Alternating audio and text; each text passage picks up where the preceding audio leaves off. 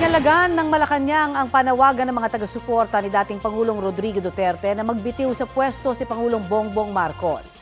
Ayon kay Palace Press Officer Undersecretary Claire Castro, si Vice President Sara Duterte lang ang makikinabang kung gagawin ito ng Pangulo. Giit ni Castro, papaano masasabing hindi kayang mamuno kung pinaiiral lamang ng pamahalaan ang batas? Mas hindi raw kakayanin ng isang tao na mamuno kung maraming itinatago at inililihim, partikular niya ang tungkol sa pondo. Tungkol naman sa paghalintulad kay dating Pangulong Duterte kay dating Senador Ninoy Aquino, kwinestyon ng Malacanang kung saan ba nila nakukuha ang mga umano'y banta sa buhay nila.